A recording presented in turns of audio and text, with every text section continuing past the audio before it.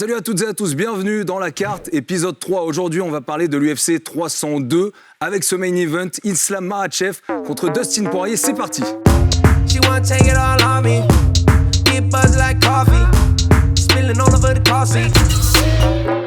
La Carte, c'est notre émission autour de l'UFC. Il y aura des analyses, il y aura des pronostics et vous le savez, ça vous est proposé en association avec notre partenaire BetClick, l'appli pour parier sur les combats à l'UFC. Les gars, j'ai le plaisir d'accueillir ici aujourd'hui sur notre plateau magnifique Taylor Lapillus, Antoine Simon. Comment ça va ? Écoute, ça va très bien. Toi aussi Antoine, ça va ?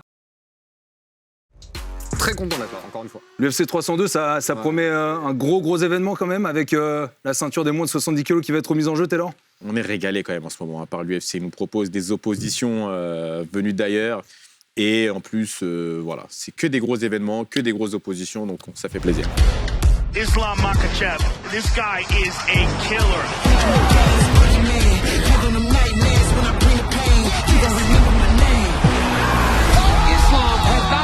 Since 2015. He's just like Khabib, so dangerous. Guys don't want to face him. But Dustin Poirier is a UFC legend. He will fight anyone, anywhere, anytime. Ready to fight, yeah, the world is mine. Poirier has fought for everything he's ever got. He's earned his spot here. I never quit. I never say die. I believe in myself, and I know I can finish anybody in the world. Islam, see you in the middle. Makhachev, the best in the world. His ability is second to none. I am best fighter in the world right now. Dustin Poirier. This is who I am. I'm a fighter at heart.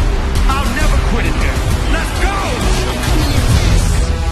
What a fight. Fireworks are guaranteed. Sean Strickland. He loves to fight. He loves violence. I ain't slowing down. I ain't stopping. Let's go. Paulo Costa. This guy's hell on wheels, so powerful and explosive. This man is an absolute monster. Ce sera donc dans la nuit de samedi à dimanche sur RMC Sport 2, à suivre avec vous les gars aux commentaires. Vous l'avez vu, hein, s'il y a cette cage, on l'avait déjà utilisée pour l'UFC 300, c'est pas pour rien, c'est parce qu'on va faire des démonstrations, on va essayer d'anticiper ce qui va se passer lors de cette UFC 302, avec Strickland contre Costa et avec Makhachev contre Poirier. Taylor, tu sais à qui tu vas avoir affaire aujourd'hui ? Ouais, j'ai une petite idée. C'est qui ? À qui je vais avoir affaire. Zakaria Amou, dit Ouais. Tarzan. C'est un petit crack du MMA français. Donc voilà, il sera tout à l'heure avec nous. Bon, on va le retrouver, il sera là pour essayer de te donner du fil à retordre, et évidemment, pour qu'on voit ce que ça va donner dans la cage de l'UFC 302 ce week-end. Les gars, il y a autre chose qui vous concerne. Alors, je pense que vous préférez même faire ça, vous deux, que combattre directement. Vous, c'est les pronostics. À chaque fois qu'il y a un événement, vous faites des pronostics entre vous. C'était le cas avant l'UFC 300. On va voir ce que ça donne. Singeji gagner ce combat-là par arrêt du médecin ou arrêt de l'arbitre dans le round 5. Je vois Pereira round 1, directement. Ahmad Saroukian va s'imposer dans ce combat-là. Je vois bien une victoire d'Oliveira par KO. Voilà, alors on sait qu'Antoine, normalement, il est nul en pronostic normalement. Et là, après 2 événements, Taylor, il est devant toi. Ça te fait quoi de mettre un rouge à ton palmarès pour l'instant contre Antoine ? Ça t'embête ? Bah ouais, ça m'embête un petit peu, surtout qu'il donne des pronostics un peu au hasard comme ça. C'est au hasard, c'est un peu au doigt mouillé comme ça, il essaie de voir ce que... Ça, Ah ok, c'est bien. Il n'y a pas d'analyse, tu vois, il dit un truc comme ça. Mais j'espère qu'il fera pas des analyses au doigt mouillé tout à l'heure dans la cage pour nous dire ce qui va se passer ce week-end dans la cage de l'UFC 302. Justement, les gars, cet UFC 302, on a hâte de le découvrir parce que ça va être du très très lourd. L'UFC qui revient à Newark, dans le New Jersey, pour la 10e fois de son histoire. Et dans la carte, on va s'intéresser à 2 combats aujourd'hui.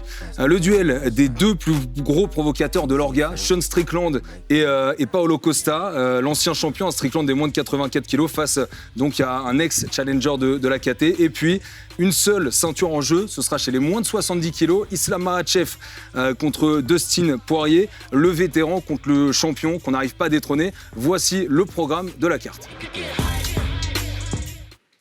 Ça y est, on est dans la cage de la carte et vous le savez, l'autre spécificité maison d'RMC Sport, c'est les films. Et justement, vous avez de la chance, il est disponible sur YouTube. Il y en a un sur l'UFC 302 et le combat entre Makhachev et Poirier. It's been a long career, a lot of fights in the UFC, a lot of fights outside of the UFC. This was the final thing that I need to cross off this list. Une dernière opportunité de changer à tout jamais votre destin. Mixed martial arts to get here, 41 fights, and I just gotta get home and see what's next. Rester un roi sans couronne ou l'arracher de force. If that's my destiny, I would love to be along those great names that are in the Hall of Fame. Dustin Poirier rises again! Dustin Poirier, the diamond. And the real question here is, will this be the one? Will this be the time when Dustin Poirier actually becomes the undisputed lightweight champion? Bon les gars, on va revenir donc sur cette UFC 302 et on va commencer pour expliquer un petit peu les enjeux aussi de cette UFC sur le classement des moins de 70 kilos. C'est le classement de la 4e catégorie la plus lourde à l'UFC. Les poids légers, donc avec Makhachev, l'actuel champion, face au challenger numéro 4, c'est Dustin Poirier. C'est la catégorie la plus solide à l'UFC, celle qui compte le plus de stars. Il faut savoir que n'importe quel combattant du top 10, lorsqu'il combat à l'UFC, c'est un événement. Bon, en tout cas, on parle de stars chez les moins de 70 kilos. Il faut évidemment parler d'Islam Makhachev. C'est lui le successeur de Khabib Nurmagomedov, tous les deux originaires du Daghestan. D'ailleurs, Makhachev a même été formé par Abdulmanap, le père aujourd'hui décédé de Khabib. Il est l'actuel champion des moins de 70 kilos à l'UFC. Donc, et Makhachev, il est aussi numéro 1, toutes catégories confondues à l'UFC. Il a fait ses débuts pro en 2010 et après 12 victoires d'affilée, il rentre enfin à l'UFC. Il gagne très vite. Il encaisse sa seule défaite de sa carrière au début de son parcours. Depuis, il est inarrêtable. Il gagne 10 combats de suite avant son premier fight pour la ceinture. Ça a mis un petit peu de temps à arriver pour lui, c'est vrai. Il bat alors Charles Oliveira. Il devient champion des légers. Depuis, il a réussi 2 défenses de titre. Une dans la difficulté contre Alexander Volkanovski et la deuxième contre le même adversaire. Mais cette fois-ci, c'était une vraie masterclass contre Volka. Volkanovski, but that does figure to be a tough proposition.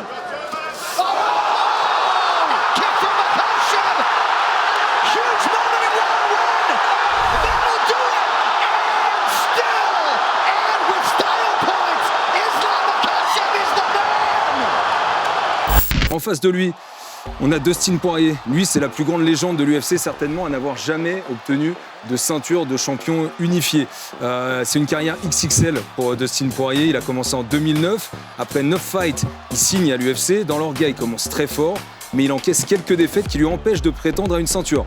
En 2018, il rencontre Max Holloway, face à qui il remporte enfin le titre, mais seulement par intérim. Son combat suivant le verra échouer à une marche de son rêve contre Khabib Nurmagomedov. Derrière, 3 victoires de rang, dont 2 contre Conor McGregor, qui le propulse vers un nouveau title shot. Encore une défaite, cette fois-ci contre Charles Oliveira. Depuis, il a perdu contre Justin Gaethje pour la ceinture BMF, mais a remporté 2 fights contre Michael Chandler et contre Benoît Saint-Denis.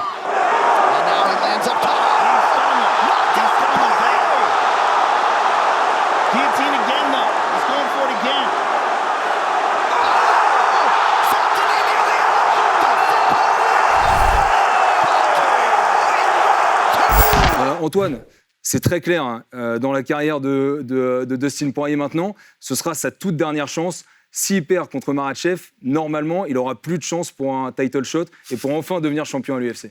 Alors c'est marrant que tu dises normalement parce qu'effectivement il y a toujours une possibilité derrière. Voilà. Ouais. Ça reste un grand nom de l'UFC et malgré tout, tant qu'il performe, même s'il échoue pour le titre contre Makhachev, si derrière il bat tous les autres prétendants, il pourrait avoir une nouvelle chance par la suite. Quoi qu'il en soit, vu son âge et vu le nombre de guerres qu'il a livrées dans l'octogone, je pense que c'est vraiment sa dernière chance, là où il a le plus de capacité physique pour s'emparer de la ceinture. Dustin Poirier, on pourrait plus le catégoriser comme un striker. Maintenant, attention, il a un bon grappling, il a une bonne lutte également. Malgré tout, la dominante de son style, on sent que c'est le striking. Islam Makhachev, lui, comme l'était Khabib, on pourrait les catégoriser plus dans une catégorie de lutteurs-grappleurs. Et on a vu, ils sont extrêmement efficaces sur ce domaine. Ils ont une lutte qui est très efficace. À partir du moment où ils vous mettent la main dessus, c'est très compliqué de s'en débarrasser. Et surtout, ils vont vite chercher la finalisation. C'est intéressant ce que dit Taylor. Et d'ailleurs, je vous propose qu'on a tout de suite dans la cage derrière nous pour voir ce que ça donne. Dans l'octogone, c'est parti, on est dans le vif du sujet. Et du coup, Zakaria Amou, surnommé Tarzan, qui nous rejoint. Comment ça va, Zakaria ? Ça va et toi, merci de l'invitation. Merci à toi d'être avec nous. Alors, il y a un point commun entre vous deux, c'est que vous êtes en pleine prépa. C'est ça. Ça va combattre ce week-end. Toi, ce sera le week-end prochain à l'UFC sur la même carte que Nassourdine Imavov. Exactement. Et toi, Zakaria, ce sera à l'Hexagone, où tu vas combattre sur la même carte que Greg MMA. Et tout ça, ce sera sur RMC Sport. Évidemment, on a de la chance, commenté par Antoine Simon. Voilà, si vous voulez qu'il dise du bien de vous, c'est un petit bifton dans la poche comme d'hab. Et normalement, il ne refuse pas les biftons. Hein. Tu peux essayer.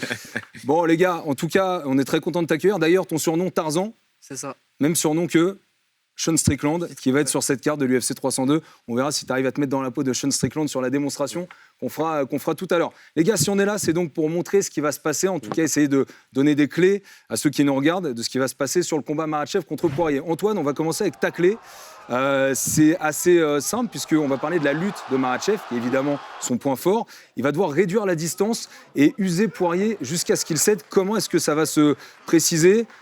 Taylor, tu vas être Poirier. Tarzan, toi, tu vas être Makhachev. Montrez-nous un petit peu ce que ça va donner. Alors, c'est un peu la même démo qu'on avait fait pour Benoît Saint-Denis-Poirier. Voilà, la stratégie qu'on avait mise en place pour Benoît Saint-Denis, c'est un peu la même que Makhachev va mettre en place. Voilà, à savoir venir coller dès qu'il peut son adversaire, le ramener au sol. Alors, on le sait, Poirier a une bonne défense. Donc, il va se relever de temps à autre. Malgré tout, voilà, l'idée, c'est que Makhachev ne laisse pas respirer. Au niveau de la défense, du coup, quoi qu'il arrive, Poirier, lui, va avoir intérêt à venir contre la cage pour éviter de se faire emmener au sol s'il reste au centre. Idéalement, en fait, il faudrait qu'il arrive à ne pas se retrouver contre la cage, à tourner pour essayer d'esquiver, voilà, et se retrouver au centre où il aura plus de facilité. Mais le problème, comme l'a expliqué Taylor tout à l'heure, c'est quand Makhachev vous met la main dessus, c'est très très dur de s'en dépêtrer.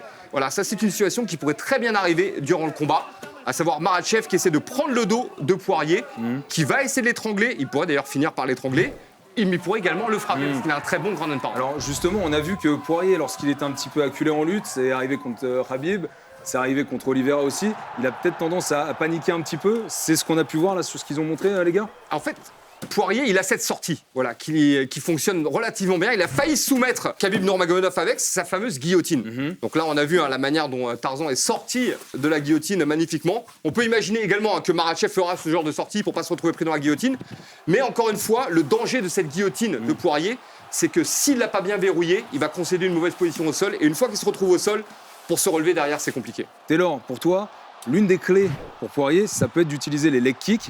En tout cas de frapper les jambes de Makhachev. Exactement. Comment est-ce que ça pourrait se concrétiser dans ce combat pour la ceinture chez les moins de 70 kg? Donc ce qui peut être intéressant, c'est le travail en leg kick qu'a Poirier. On l'a vu, il a été très efficace d'ailleurs avec Conor McGregor quand il l'avait travaillé, qui est également un combattant qui est en gaucher. Donc là, il va venir shooter par là. Donc il va venir travailler sur le mollet, comme ceci, et je pense que ça peut être une première solution pour pouvoir annuler sa lutte, c'est-à-dire travailler, donc il va être plutôt comme ça, il va se recoiffer de temps en temps, ajuster son short, il va venir shooter par là, et aussi travailler avec son jab notamment, et sa défense qu'il a de ce genre-là. Donc il défend là, il travaille avec son jab, il vient shooter ici, et surtout, une autre clé de ce combat, je pense, c'est se déplacer, ne pas rester forcément fixe, c'est-à-dire shooter, frapper et se déplacer. Ça peut être un début de solution pour pouvoir annuler la lutte offensive de Islam Makhachev. Alors, il y a différents coups de pied. En fait, il y a certains coups de pied qui ne sont pas conseillés face à des lutteurs, notamment les coups de pied circulaires au corps. Mais tout ce qui est type, voilà, les front kicks en général sont beaucoup plus durs à saisir. Les calf kicks, comme a montré Taylor à l'instant. Tu peux montrer par exemple front kick, calf kick, bien montrer ce que c'est. Essaye de saisir la jambe, vas-y. Donc, kick en ligne, calf kick. Et bien sûr, les coups de pied au niveau de la tête. Les high kicks sont très durs à saisir. Par contre, le middle, c'est compliqué. Donc là, Tarzan, Taylor, vous confirmez, c'est 3 kicks qui sont très durs à saisir et donc qui pourraient avantager Poirier là.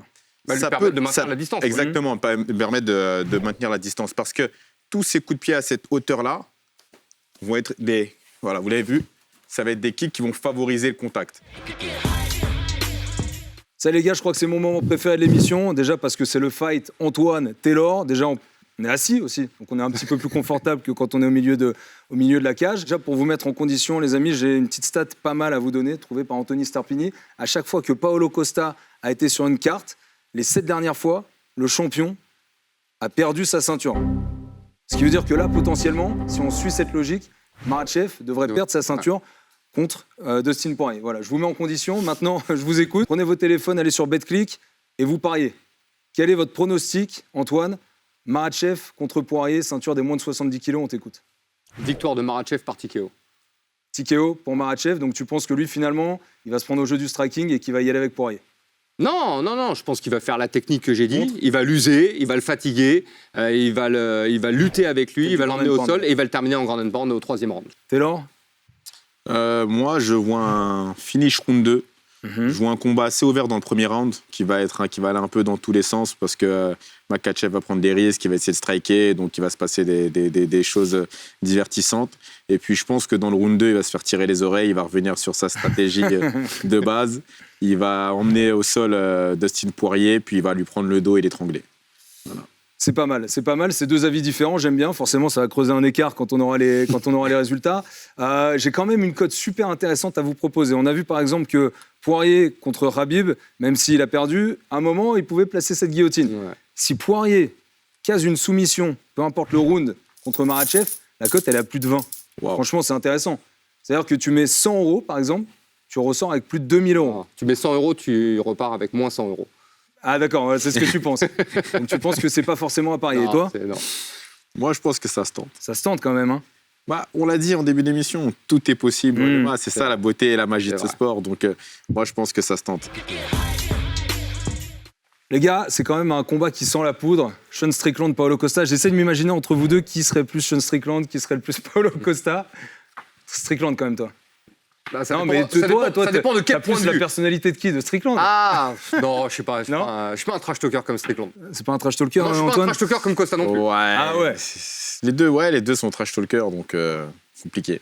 Bon, en tout cas, c'est vrai que c'est un combat qu'on attend énormément, justement pour ce côté-là. Aussi parce que Strickland, c'est un ancien champion. D'ailleurs, on va regarder le classement de cette catégorie. Elle était autrefois dominée par Anderson Silva, les moins de 84 kilos, marqué évidemment par le Brésilien. Évidemment, on retrouve aussi Adesanya, dominant ces dernières années. On a du Chimaev, Whittaker, Imavov ou Cannonier qui combattront ces prochaines semaines. Et puis, il y a Strickland et Costa qui sont quand même, Antoine, assez réguliers dans cette catégorie des moins de 84 kilos.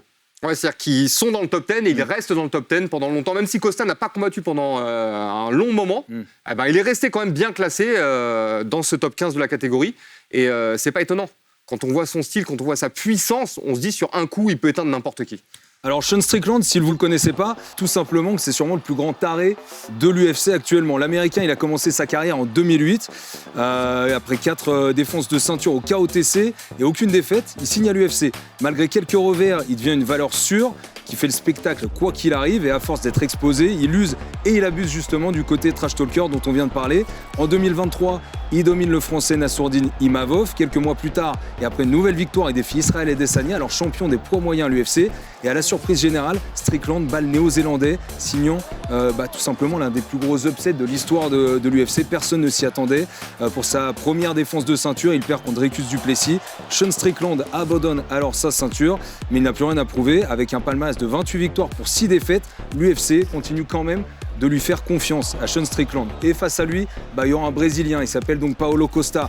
Il a 33 ans, son palmarès, il est de 14 victoires pour 3 défaites, mais c'est l'un des mecs les plus controversés de l'UFC. Lui aussi, dès 2012, il gagne ses 9 premiers fights pro. Et en plus, dès la première reprise, après un passage par le TUF, c'est la télé-réalité de l'UFC, il intègre l'orga, mais son ascension, elle est gâchée par des blessures et surtout par des contrôles positifs à des substances dopantes qui ont fait beaucoup parler de lui. Il parvient quand même à prendre des victoires contre des gros noms, dont une contre Yoel Romero. Un combat décisif qui lui offre alors une chance contre Adesanya pour la ceinture des poids moyens. Costa perd par TKO et entame alors une série de 3 défaites sur 4 fights. Lui qui espérait se rapprocher d'un titre s'en éloigne finalement en février dernier contre Robert Whittaker. Une victoire contre Strickland forcément maintenant est impérative pour lui s'il veut à nouveau rêver d'une ceinture à l'UFC. Antoine, c'est vrai que ces deux fighters, on les connaît, comme on l'a dit, pour ce qu'ils font dans la cage, mais ce côté trash talker, quoi qu'il arrive, l'UFC, ils aiment bien, ils savent que ça fait vendre.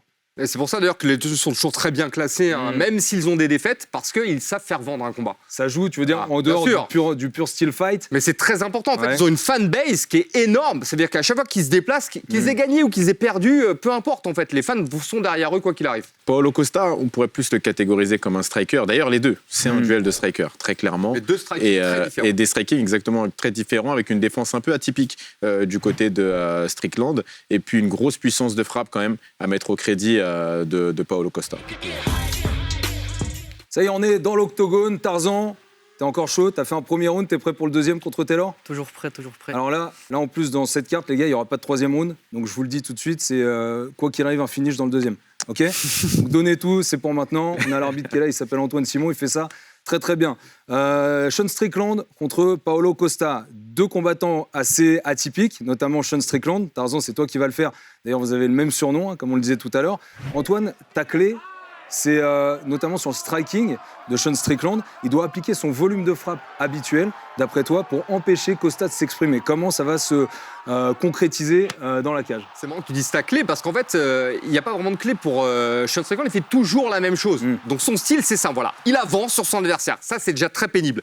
Avec ce travail de jab et ce travail de front kick. C'est vraiment les armes maîtresses de Strickland. Et en fait, à chaque fois que son adversaire va vouloir démarrer, il y a un petit coup qui part et qui vient le gêner, qui vient le perturber, voilà. Et ce travail d'usure, en fait, il peut le faire pendant 5 rounds.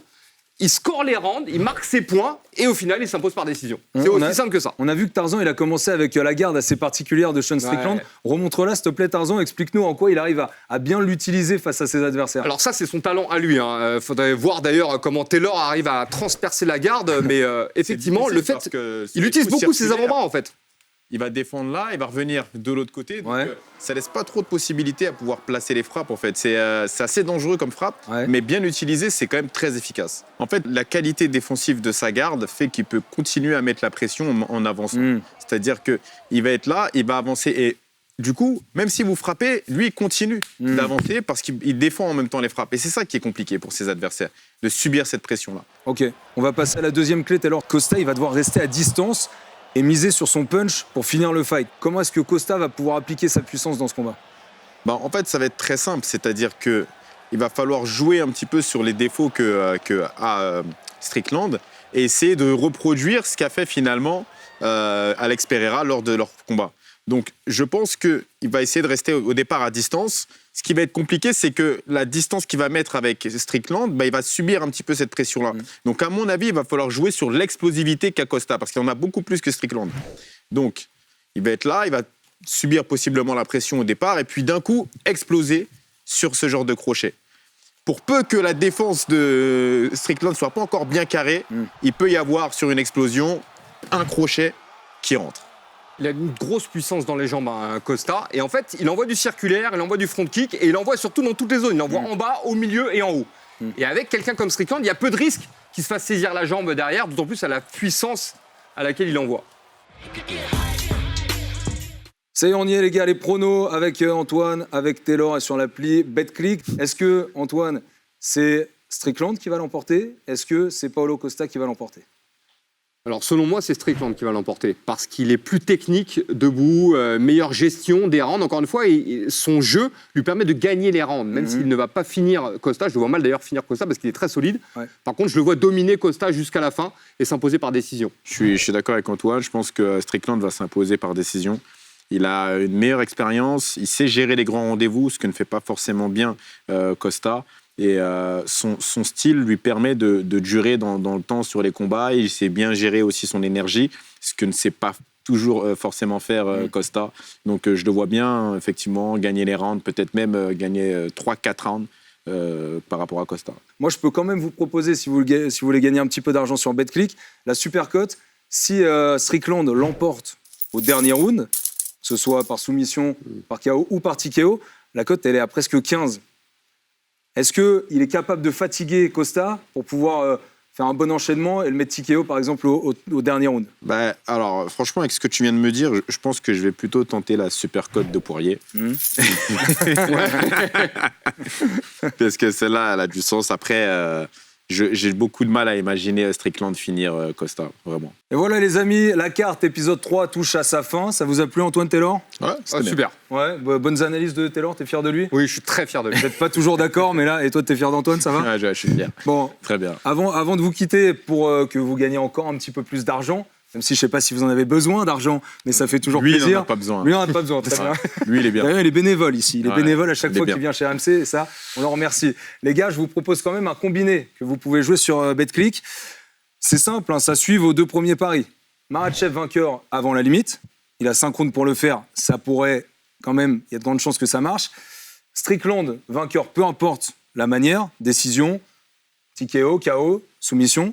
Et aussi, un petit bonus, Jailton Almeida, qui est sur la carte principale et qui va combattre contre Romanov. Ça peut être intéressant, ces 3 paris assez sûrs qu'on peut jouer, disons, avec une sécurité qui est assez fiable. Cette UFC 302 sera en direct de Newark et ce sera dans la nuit de samedi à dimanche sur RMC Sport 2 à partir de 2h du matin. Il y aura 9 fights en direct et avec la ceinture donc des moins de 70 kilos, Makhachev contre Dustin Poirier. On vous le rappelle évidemment, si vous voulez parier sur l'UFC, c'est sur BetClick que ça se passe. Et si vous voulez regarder tout ce qui se passe à l'UFC et autour de l'UFC, ça se passe sur RMC Sport et sur la chaîne YouTube RMC Sport Combat.